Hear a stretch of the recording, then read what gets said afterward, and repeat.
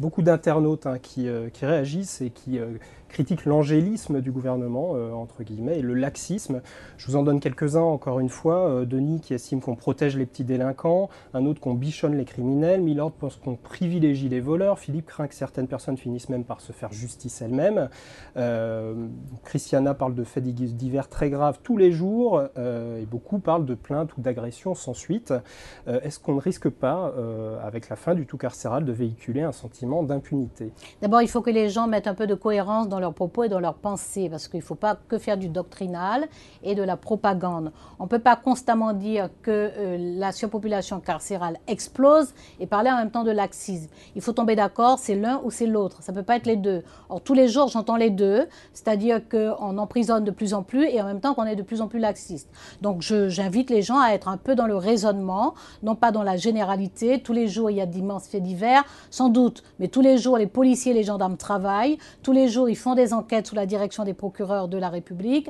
Tous les jours, il y a des procédures engagées. Tous les jours, la justice, la police fonctionnent. Donc, il faut qu'on arrête cela parce qu'en voulant attaquer Taubira, on ne fait qu'une chose, on décrédibilise le travail de la police et de la gendarmerie. Évidemment, depuis mai 2012. Laxisme, angélisme, c'est sur moi qu'on colle ça. Mais c'est pas sur votre politique en elle-même, sur le fond? Écoutez, ma politique, la preuve, c'est que j'ai fait une circulaire de politique pénale pour limiter les risques de récidive et éviter les courtes incarcérations dont tout le monde en France, dans toute l'Europe, au Canada, aux États-Unis, partout, tout le monde reconnaît que c'est dangereux parce que ça provoque de la récidive. Oui, mais on est en France. Ça désocialise, d'accord? Bon.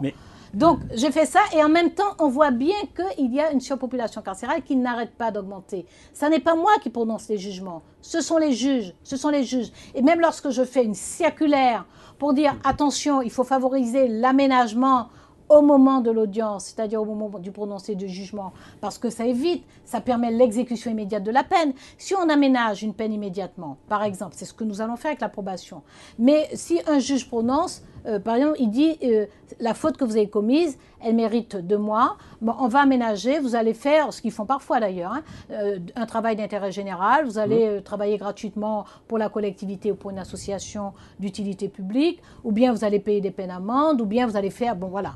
Ce sera considéré comme une vraie peine. Si ça n'est pas le cas, si Oui. on prononce une peine d'incarcération, la loi pénitentiaire, et ce n'est pas moi qui l'ai faite, elle date de 2009, la loi pénitentiaire prévoit un aménagement possible pour une incarcération allant jusqu'à 2 ans de prison. C'est-à-dire que pour toutes les incarcérations jusqu'à 2 ans de prison, il faut une prise en charge par le conseil d'insertion et de probation, un examen du dossier, ensuite transmis au JAP, etc. Voilà.